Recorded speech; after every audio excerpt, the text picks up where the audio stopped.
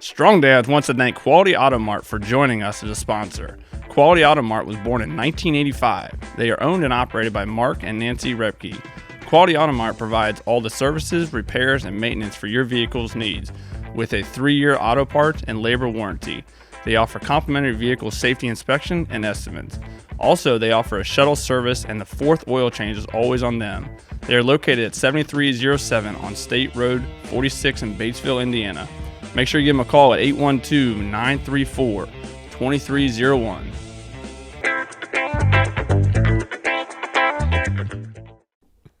Hey guys, what's going on? Welcome back here doing another show. We got kind of an interesting topic here, Merle. What do you think? So last 2 weeks we had a back-to-back little mini series on some pretty intense topics. So I thought, we'd come in today, be really lighthearted, and then you threw the gauntlet down again.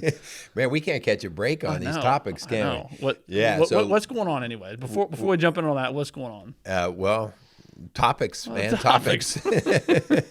No, everything seems to be rolling. The kids are in school. My daughter's playing volleyball, and that seems to be going well with her high school team. My son, you'll get the biggest kick out of this.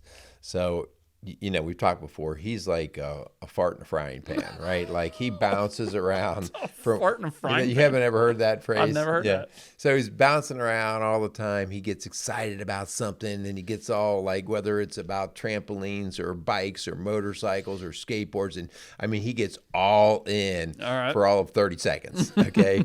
And so over the last couple of years, we're like, listen, we love your excitement, right? But we're not going to pay for all that excitement. You're gonna have to like save your own money, buy your own things, and if it's that really cool and interesting, then you pursue it. Okay, right. But we have a trove of things that we have over the years purchased or been involved with. But hey, it's all good. I love his excitement. Well, he bought a guitar. Oh, now he's going to be a rock star. I like it. Now he's excited about being a rock star. And it has been really kind of funny because he's every night, he's sitting either on the family room floor or he's sitting in his bedroom, and he's actually pretty good. Is he picking up on it? He's picking up on it. I'm like, oh my gosh, I recognize what he's playing there. He's a 100% self-taught right now. Really? A little Sweet Home Alabama? Well, we won't go that far, but he got Smoke on the Water, and all stuff like that, and Achy Breaky Heart. Wow.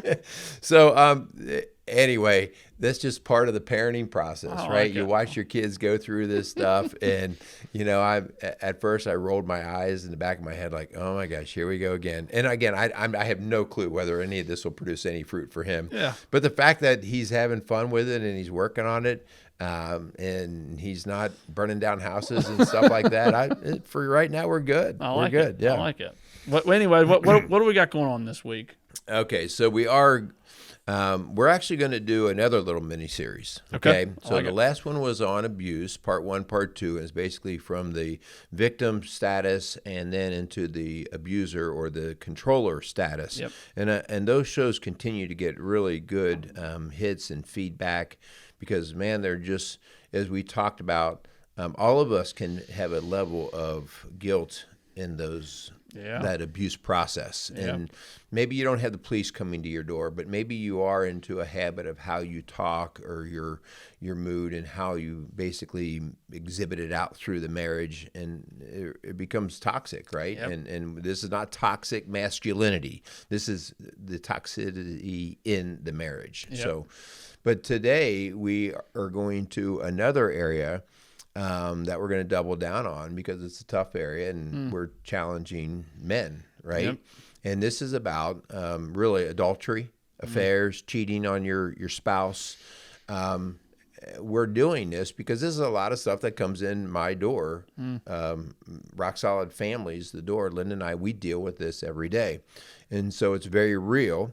And I don't really care about your demographic, whether you're in this neighborhood or that neighborhood or this much money or not. It just doesn't matter because there are a lot of other strings attached. And so we are going to deal with this. So the first part this week, we're going to deal with it. Hey, I was cheating on my wife. In other words, we're going to look at the guys. Yep. If you're a guy and you were cheating on your wife, okay, what are we going to do with this? What are we going to do with this? We're faith based. This Strong Dads podcast is faith based, and we're trying to honor God. And not one of us has found perfection in that. Yep. But how are we going to get through this? What can we do? What should we do? Yep. Then next week we're going to come back around to the other side and talk about, hey, my wife's cheating on me. I'm the victim this time rather than the perpetrator. So next week will be a whole different mindset of how you have to approach it. So anyway, those will be our next 2 shows, and I just feel like, if this doesn't ring with you, maybe it's not going on in your world. Great, good for you. But I guarantee you know somebody that is involved in something like this. So please share the show. Yep, I like it. I think it'll be a good show. Before we do, let's jump into thanking our sponsors, and then that way we get lots of time to talk about this pretty tough topic here. So, so thanks so much, Strong Dads. We'd like to thank Quality Auto Mart for coming alongside of us, a new sponsor for us. So thanks so much for them. Awesome to have them alongside of us, continue to help put out shows for us. So thanks so much for Quality Auto Mart. Check them out. So you can give them a phone call, 812-934-2301. So thanks so much for them. All right. Also, thanks to Casey's Outdoor Solutions for coming alongside of Strong Dads. So for all of your landscaping needs and home decor, go see Casey at Casey's Outdoor Solutions, located outside of Lawrenceburg, Indiana. And if you have any calls or questions for them, give them a call at 812-537-3800. So thanks to those guys for continuing to support what we do here at Strong Dads. Okay. So a couple of things here, just like when we were talking about abuse the last couple of weeks, we kind of had to define some of that, like moving out of just the physical realm, but getting into the psychological and spiritual and all of those levels of abuse. But now we're talking about cheating. We're talking about adultery. And so you and I, before we hit the go button here to record, we did talk about what really constitutes cheating? Yeah. And so it's pretty obvious when it involves having sex outside of the marriage. Yep. But what were some of your other thoughts about that? Yeah, so I mean, this is something, obviously, you talking with Rock Solid Families, with you and Linda, having families and marriages come into your door that have dealt with the actual, intimacy part as far as the sexual side, actually committing adultery, something that's not necessarily that I see directly, but I know of guys, in the fire service, in the world that I'm in. I've heard the phrase like my work wife. The girl that when I'm at work, not that there's sexual, actual actions associated with it, but there's the flirtation side of it, and just thinking of that, I know there's guys out there who maybe there's a secretary at work, maybe there's, a coworker that is, the opposite sex as you, where there may not be the quote unquote intimate side of it, but there's that flirtatious side, almost like we talked about, kind of the emotional side. And I thought you had kind of made a great point that I think most, when it comes to this idea of cheating, most of that starts with the emotional. Like there's this emotional connection that you have with somebody, and then your mind kind of runs wild. So, I think there's definitely the physical aspect of the cheating side of things. I think there's definitely an emotional side that comes along with it as well. Yeah, I mean, and that's everything has to start from a seed, right? Everything has to grow out of some point, and I think it's important that we recognize, and this is kind of why in Scripture it talks about, if you lust after another woman, you have committed adultery. Yeah. And you're, oh man, okay, so I've committed adultery. Yeah. I mean, I have to admit that right here. The whole idea of fantasizing, whether it's fantasizing in the physical sexual world, this chick's really hot and you let your brain go down that road, or I just really have a good time when I'm talking to so-and-so. She's just funny. She makes me feel good. There's just not a whole lot of difference between those two in terms of what it does to you in your brain, the attraction part. And so we have to be careful of how much we let that fire run. Yeah. Because that's where we start to get burnt. Yep. Right? Well, and we did a whole show on pornography and how that is a not to downplay it by any means, but that is definitely a form of committing adultery to towards your wife. And in the show I openly admitted that was a struggle for me. I struggled for a long time with that, and I had to come to terms with this idea that was cheating on Jenny.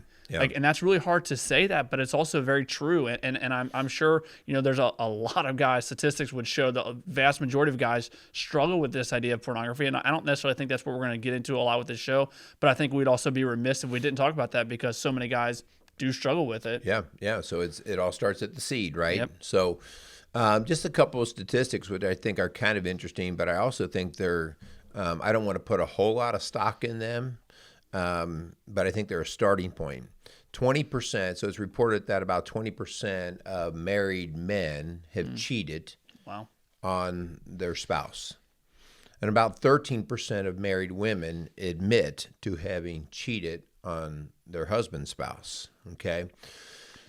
Those are just reported. So I will call that the starting point. I think that's the low water mark. I think the numbers are actually probably, I won't say significantly higher, but probably higher, okay? And there's another trend that I think we have to be aware of, that the male number is staying about the same, all right? But the female number is actually on an increase. Okay, wow. And over the last 20 years, meaning that more women are stepping outside of the marriage. And there's a lot of different theories behind that, like, well, you have more women now being assertive, going out, getting college educations, going out, getting jobs, very good jobs. They're supporting the family. And really, they're just wanting and having the opportunity for a lot more control in their life. And so when things don't seem to go the way they want or desire, they're very take initiative, and they'll walk out and get what they want, right? Just kind of like the men have done for all these years. So, but there is an uptick in the number of women who are stepping out. Wow. Right. But right now, obviously, the men are at a higher level than the women. And so that's why on Strong Dads Here, we're going to talk from the man's perspective. Yep. Yeah. I think that's, I don't know about you guys, but I know that's usually some of my most growth as far as just as a man, I think, is when another man is talking to me, shooting me straight. So I think that's hopefully what we're going to do. Guys out there listening, don't turn us off. If this is something you've not necessarily struggled with, maybe it'll kind of spark some interest and hopefully, spark some conversations between you and your wife. So we're going to kind of jump into this idea of recovering. So I've cheated on my wife. Now what? So let's get into that. This idea of recovering from an affair. What do we as men need to do as far as taking ownership? Okay, we've cheated. Now what do we do? Yeah. So there's a couple of different things here. First off, is it cheating if you don't get caught? Right? So, if I stole the candy from the candy bar, but I didn't get caught, was it really stealing? That kind of thing. And so I think, again, going back to who we are here at Strong Dads, if you're cheating, it doesn't matter whether you're getting caught or not.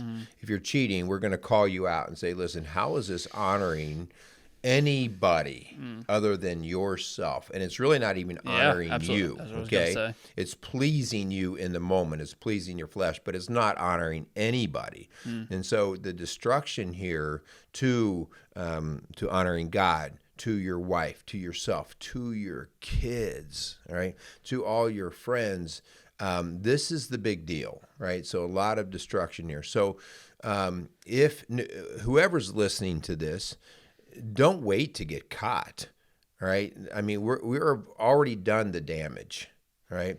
So the very first thing is to end the affair, end the affair, right? And I mean that means not sort of turning it down. That means ending it. This is the old cold turkey. We're stopping cigarettes 100%. We're not going to, I'll just cut back. No, this is 100%. And what does end the affair mean? It means end it on all levels. Any contact, any opportunity where you used to cross paths with that person, any communications, any physical, any money expenditures that have gone back and forth or shared experiences, all of those 100% cut. I mean, I don't want to be cold and rude, but it's as if this person died. That's how you have to treat them. Like, this has to be 100% done. Well, Merle, before we, obviously, you kind of jumping into this idea of recovering, and we had talked about this. We wanted to make a point in talking about this idea of recovering. This has to be a decision you want to get back, or you want to, try and mend this relationship that you have essentially tried to break by having this affair. So I think that, yes, there when we get into the recovery side, for sure, like doing these things to kind of help mend this relationship with your spouse. I think the first thing is you have to actually come to the terms with the idea, is this something you want? Do you want to actually move forward? Because if your idea of cheating and you're okay with it, and you don't want to, going back to the normal, going back to your old way, isn't, you kind of gotten stuck in this idea of comfort. And I think we're going to get into this. But I think the first thing before we get into this idea of recovery is you have to have this conversation with yourself. Yes, I am committing adultery. Yes, I am cheating.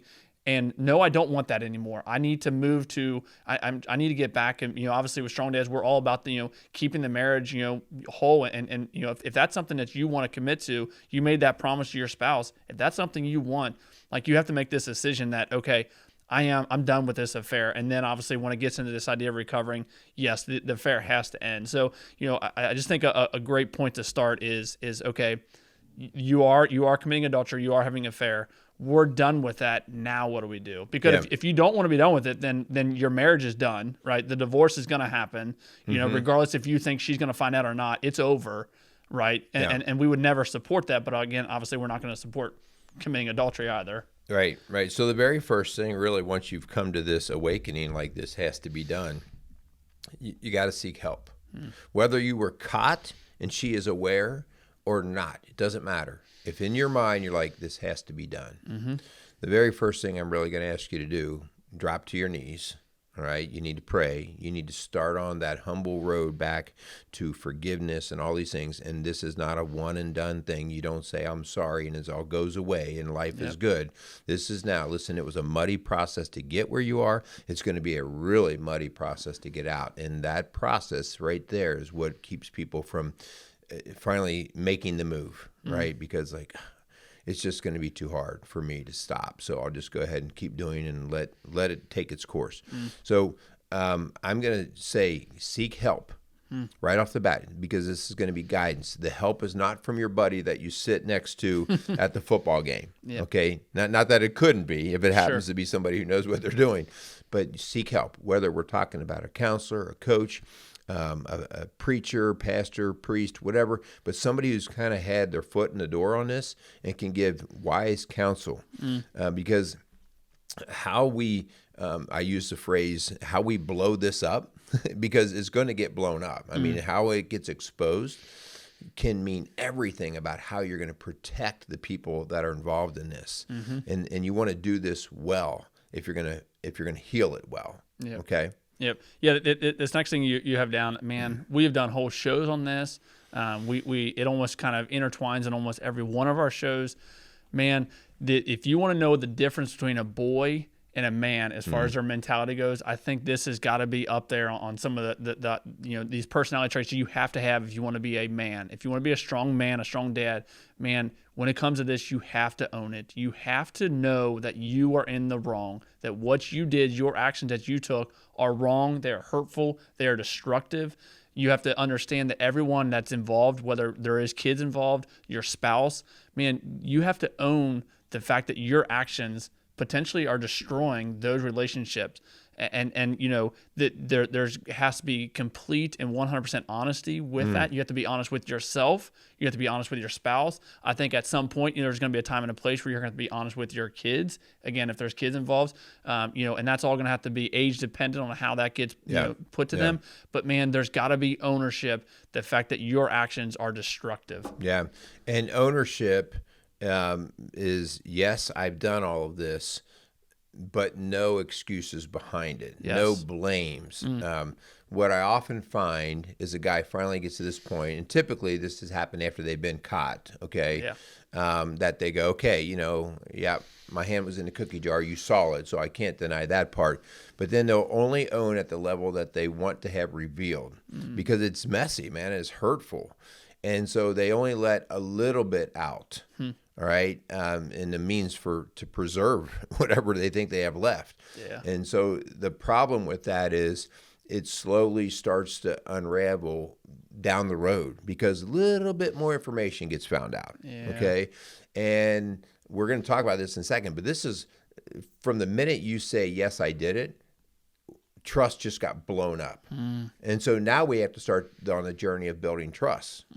And if I keep leaking out information as we're trying to heal, I will destroy all efforts here. So that's why it's 100% transparent, of telling, listen, when I talk about and talking about honesty, that is a lot determined by your spouse in terms of like how much detail she wants. Okay. Yeah. Sometimes I'll have wives to say, I just don't want to hear anymore. I don't want to hear anymore. Like, I don't want to hear like exactly how many times you had sex or exactly what the location was. Sometimes I hear, I want to know everything. Okay. So you're really trying to satisfy that person for their trust building.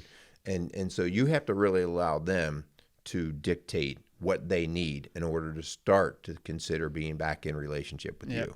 Man, this next one, Merle, this idea. Okay, so we're kind of moving through this. You are taking that ownership, and again, that's as similar to what we talked about with the abuse. As far as the psychological, it's not necessarily like there's actually like essential, like you have one to A to Z as far as things you got to do. But man, I think when it comes to this idea, you have to learn to, okay, you're going to obviously have to go, you're going to ask for forgiveness, but then after you do that, you have to shut up and allow the other person to speak, because, you've talked a lot before, like in coaching sessions where, one of the spouses is kind of like, talking, and the other one is so ready to start to respond that there is no listening involved. Man, right. There has to be time for you to speak. And then after that, you have to shut up and allow your spouse to express their feelings, express their hurt. Because again, if you're taking full ownership of this, you obviously have to realize that there is destruction, there's hurt from the other person, and you have to allow that person to speak that. Yeah, part of the problem is the understanding of empathy. When now it's all messy, and so you're hurting, but your spouse obviously is hurting equally, if not more. Yeah. And so if you don't put her hurt in front of yours, you are a dirtbag in her eyes, right? Like, you're a total dirtbag. Like, you're acting like how bad you hurt. You're the one who hurt us. Yeah. And if you don't have your ears open to the level of understanding that she needs, and you'll know that because you'll keep trying to talk, just shut your mouth. Just let them cry, let them yell, let them say things, let them scream, and just, you got to hear it. And the biggest thing that you're really hearing is their heart. All of those words. Sometimes, man, I hear some crazy, mean, bad stuff. Yeah. And a lot of that is not actually intended, but that's the level of the pain that's coming from that person. Okay. Yep. And so sometimes, when my boys were going in through some of their military training and they were getting yelled at by this drill sergeant guy, it was like, okay, just get the message. Don't get too wrapped up in the tone. Okay. Yeah. Get the message, like, okay, man, she's really hurt. I really better tend to that hurt. So shut your mouth, open your ears, and start to really try to see her level of pain. Yeah. Just a kind of side note on that, this idea of shutting your mouth, man, silence is not a bad thing. If you're in the midst of a discussion, if you're in front of a coach or a counselor, or you're actually doing the initial, like, you're admitting your flaws, there's going to be silence. And I think sometimes your pride gets in the way. Like, you feel like you have to step in there and say something else to make it feel a little, to not hurt so much. Man, when that stuff lands on your spouse, I don't think silence is a bad thing, because some people are processing, but if you continue to speak, it's very difficult for allow the other person to continue to process what you're speaking. Man, if you admit to what you've done, the destruction that you've caused, there's going to be silence, and I don't think that's a bad thing. I think that you have to allow that time to kind of sink in. Yeah, that's a good point. And everybody processes at their own speed, their own rate. And so I get this all the time where guys finally come clean, they confess, and their wife just keeps bringing stuff back around, keeps bringing it up. And the guy's like, all right already, like, how often do we have to talk about this? How long is this going to go on? She's still processing the pain. And there is, like, this is where we want to have help involved. Like, sometimes I need that coach to say, okay, like, let's start working through some of that, because now it's not being as productive. So how can we process it better? But the husband, in this case, the perpetrator, is not the guy who can say that. If he says, you just need to get through this, Not good. Not good. Yep. All right. A big deal coming through all this process, guys, is this next step, is the idea of trust building. And we talked about this on other areas of life, but you have to understand that whoever breaks the trust, and so if this is us as a man, we walked out on the marriage. If that is the trust buster, then that means the burden of trust building, the actions of trust building are almost solely on our shoulders. And so you don't have, this is where you have to totally relinquish control because of the damage that you've caused. So you don't get to come in now and say, well, hey, you know what? I know what I've done. Like, I'm really sorry. And here's what I'm going to start to do to show you that I really care about you. No, I mean, that's all with good intention. That's not for you to determine. Okay. She gets to determine this because it's her that was broken. And so she gets to say, and you can ask the question, what can I do? What do I need to begin doing to earn back your trust? And she will need time to process that. But she gets to hold the keys to the door, to the gate that will determine whether you can even walk back through. You don't get to hold those keys. Okay. And this really bluntly sucks. Yeah. This stinks because as the guy who said, man, I finally came clean, she has to decide whether she wants to even open the gate again. Yep. And you don't get to break through the gate because if you break through the gate, that's as bad as the affair. Yep. Okay. So you have to then sit back and you have to start building the trust. And can I just say this, like, the trust building is the most grueling, long process that you're going to go through. And I wish I could tell you how long it's going to take. It's not going to be days or weeks. It's going to be months and years. All right. Yep. So get it in your head right now. Like, and this is hard because us guys, like, once we admitted it, we're like, gosh, can't we just get things back? You know, like I've already said everything. And this is 8 months later. We're still rehashing all this stuff because she still doesn't know if she can trust you. And so consistency is your biggest deal that you have to work through with trust building, meaning that whatever you both agreed to that you were going to do to help build back trust, man, you have to be spot on. I mean, and if this means she needs to be able to see your phone 100%, then that means 100%. She needs to know your location, okay, 100%. Then that means 100%. And she needs to know your time frames. You know, like if you say, and we've used this in other shows, but this is just the reality of it is, if you tell her you're going to be home at 6 o'clock tonight, and you, in the past, you used to come home late at different times, and she found out later that that lateness was due to you being involved with somebody else, then now, moving forward, literally, if you come home at 6:05, her brain has gone awry. And so if you don't understand that, you'll minimize that. You'll be like, honey, really? Like, it was 5 minutes. Like, give me a break. Yeah. Again, the burden of trust building is on the perpetrator who broke the trust. So this is the process, man. And this is where the work gets heavy and long. But just understand, we have to do this, and we can do it if we really honor and don't get close to the border. Stay away from the border. Like if she says, be home, you say you're going to be home at 6, good, we agree 6 is good. Get home at 5:45. Yeah, and I think that kind of twines right into this idea. When I think of this word, this idea of recommitting, to me, I would imagine, I'm not going to sit here and speak that I know how this feels to be cheated on or to cheat. I'm fortunate that I don't currently deal with this, and my hope is that I never have to. This idea of recommitting, to me, I would imagine if someone broke that trust of the marriage, right, the marriage bed, I would imagine that spouse of yours is going to feel like they don't even know you.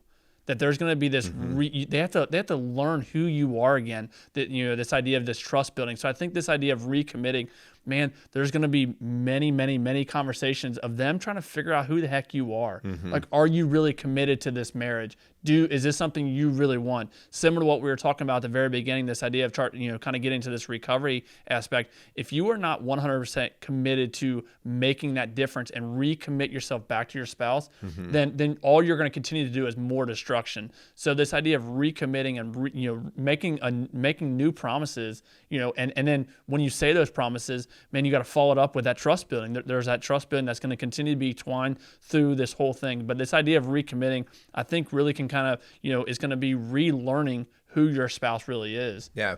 And the recommitment is not a casual recommitment. It's not like, hey, I'm committed to you. You know that. Like when you first got married, typically you have a public ceremony that demonstrates a commitment, not just to your spouse, but to God and to all the people that you do life with.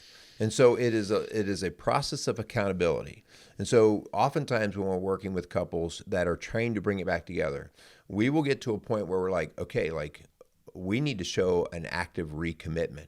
And we'll have couples that will go through, and anybody that they feel close to and that has found out about this situation, they'll have an opportunity to recommit in front of them. Whether we redo marriage vows, whether we have a ceremony of sorts, whether we just make a public announcement to the people that need to hear, the kids, the family, whatever. So because this commitment, if it's let's just work on this together, and it's kind of quiet, it's just not very bold. And we are called to be bold in the things that we believe in. And so this recommitment, don't downplay how you're going to actually display that. Yep. Yeah. As we kind of continue to move through this idea of forgiveness, man, I think there's so many different parts of this, because obviously there's going to be a huge learning curve when it comes to this, because the hope here is that your spouse is willing to forgive. Man, this forgiveness, hopefully it looks completely different than anything I've ever dealt with, but I think you're going to learn and really kind of explore this idea of forgiveness. I think one of the first steps is you have to forgive yourself. Like there's got to be some self-awareness that, okay, I'm owning this. I have to forgive myself. We've actually had strong dads on this show before that have spoken these words that they said, it took a long time for me to forgive myself before moving into this idea of even thinking that my wife, my spouse would even, learn to forgive me. So I think this part of forgiveness, there's got to be some self-forgiveness, and then there's going to have to be some time and a place for the spouse to forgive. If there's kids involved, kids to forgive. There's obviously extended family. There's going to be some hurt that's going to be associated with that. Man, just allowing all parties that are involved in this idea of forgiveness. Yeah, and this is where you might need help, because there's so many little tentacles attached to the pain that triggers come up later.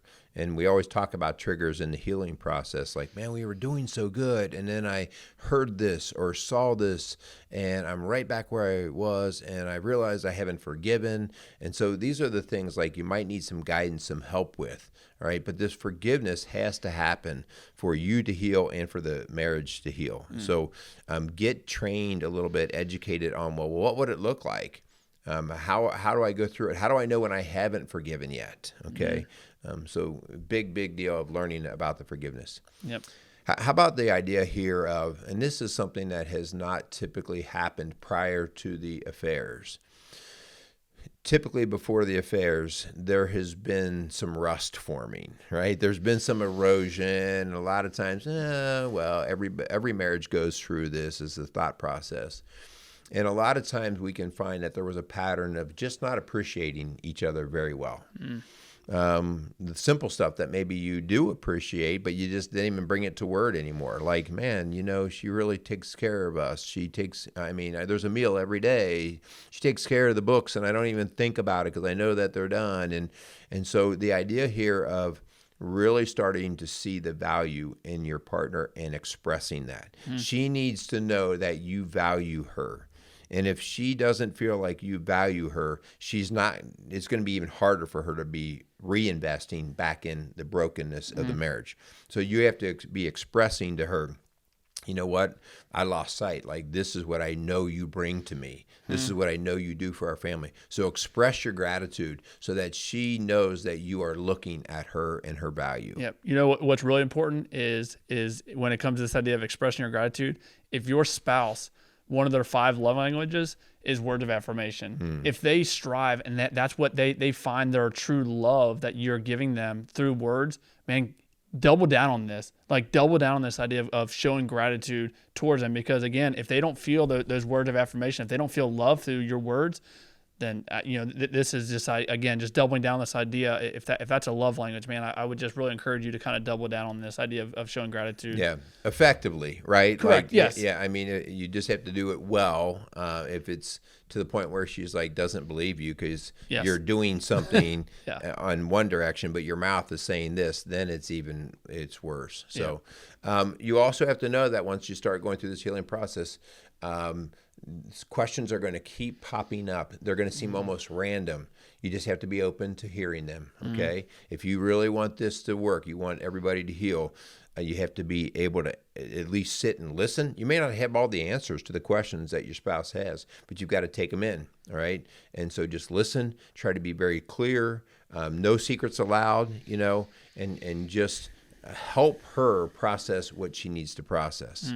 Merle, as again, we're this idea of recovering, man. I would say a really important part of this is learning that through this whole process, there's going to be a lot of you're almost going to feel kind of stretched really thin. That you're going to feel very stressed out. You're going through this. You're trying to mend some of the hurt that you have caused, some of the destruction. I would really encourage you guys out there to don't forget about yourself.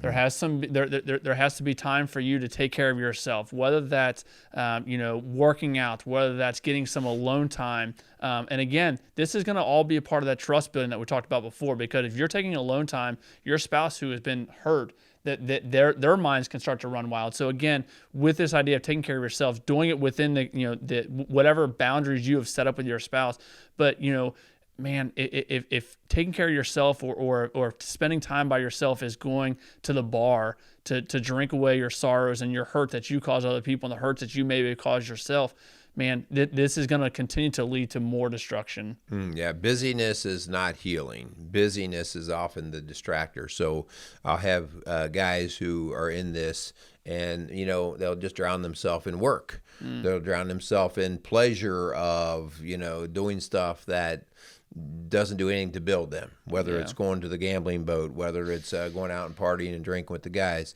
So take care of yourself.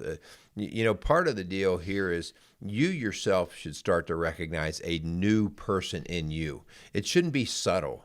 Like your friend should go, dude, like you're acting different. Yeah, I'm not going to the bar. I'm starting to work out. I'm taking care of myself. So all of these things, take care of yourself, because if you don't, you'll fall into other nasty habits that will not allow you to be able to do the journey to heal. Yeah, Merle, talk about this. I love this next little phrase that you have. Talk about this idea of not allowing yourself to become comfortable. You just need to know that when this comes out, when you decide you're going to say, yes, I did this, or you get caught in it, that you are going to experience discomfort like you've never experienced it before. Your world will be blowing up around you, okay? And if it involves kids, it'll even be worse, all right? And so what happens is everybody gets this level of discomfort, and it's at the level now that we call it pain. I mean, it is painful, man. It is hurting. People will say, I feel like part of me died. I feel, you hear all of these terms. And so the idea here is people can't handle that pain because it is so bad. They can't handle it if they don't learn to handle it effectively with help, all right? And so they'll seek comfort. And so after 2 weeks, 3 weeks of it being so messy, they will both start to seek comfort, and they will compromise the healing process. They'll say, you know what, let's just get back together. Let's just get back together. This is too much. Like, we can work on this. We can work on this. And what they're really doing is they're seeking comfort because the pain is so terrible, but they oftentimes are shortcutting the healing process. If we get back together, and when you get back together, what you typically see is that, you know what, he was booted out for 2 weeks or whatever, and the pain has been so great. You know what, come on back. The kids miss you. I miss you. Come on back. For about a whole 48 hours, it'll be okay. And then all of a sudden we will find ourselves drifting right back into the cancerous systems that were built all those years prior. And so, yes, I understand the desire for the comfort, but stabilize first. Stabilize. That means when we stabilize, it means don't seek comfort, seek stability. All right. And that might mean, okay, I'm moved out into a different apartment. She's in the house with the kids. We are licking our wounds. All right. We're going to take the time to figure out how we're going to cover the finances and the logistics of the kids and all that sort of thing.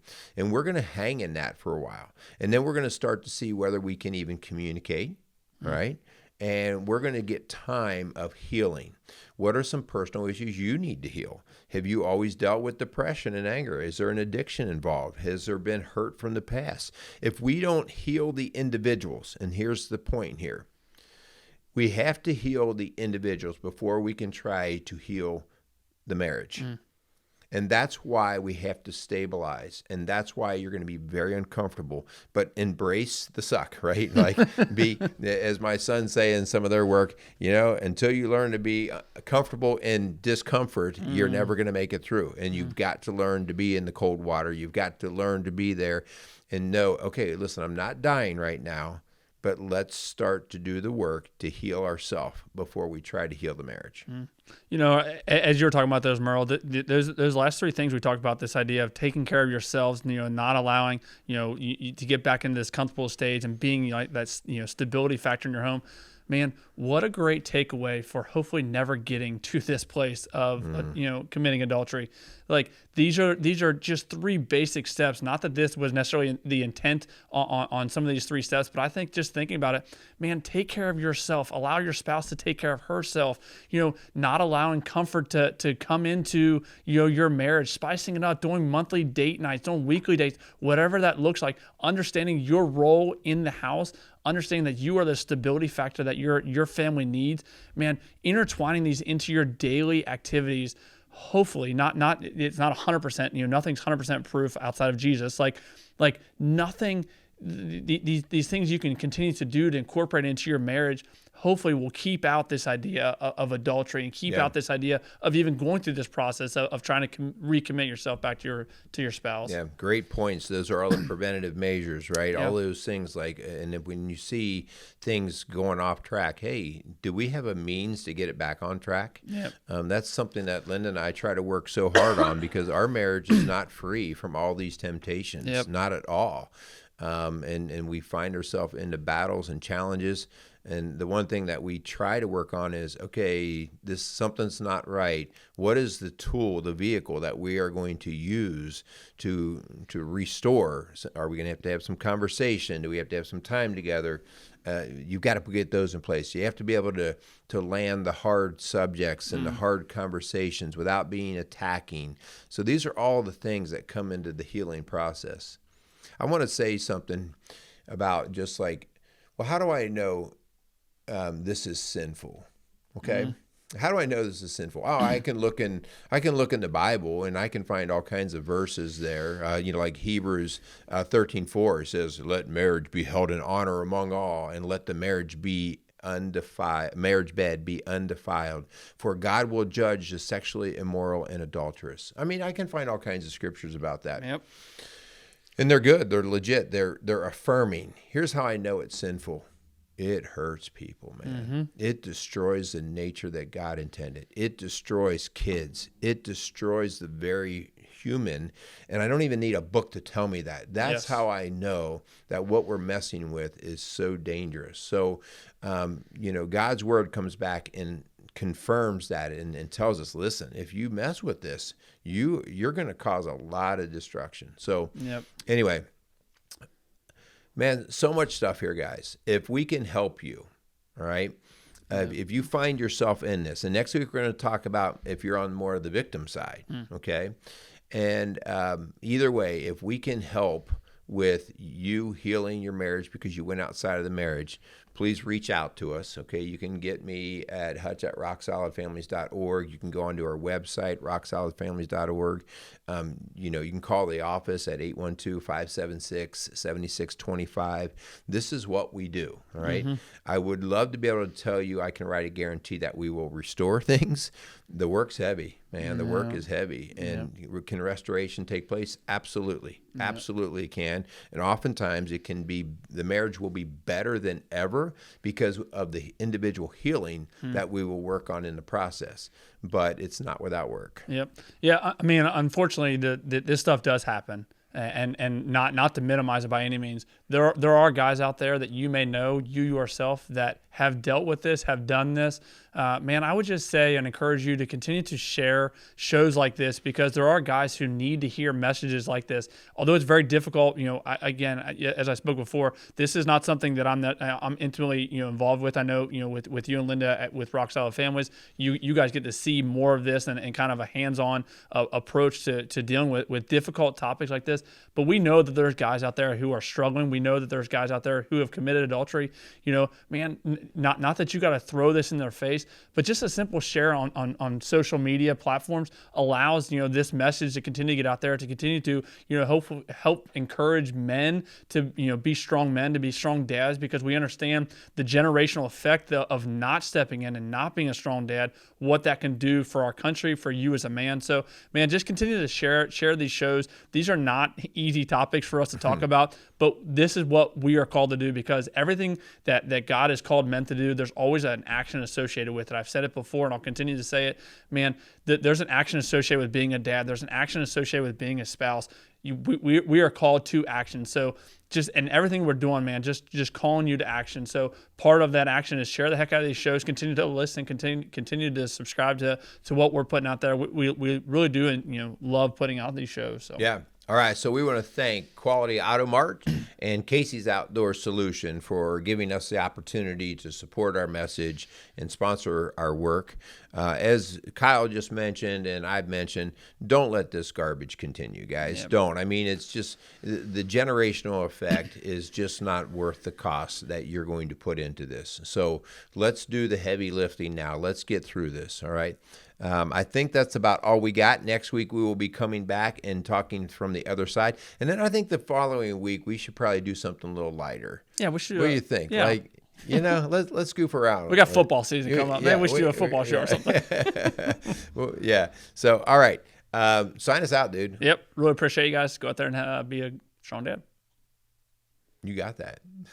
Messed it up a little bit. A little bit. Go out there and be some strong dads. Casey's is a premier garden center and gift shop located in Lawrenceburg, Indiana. Casey's offers a wide selection of plants, landscaping materials, home and garden decor, and gifts for every occasion.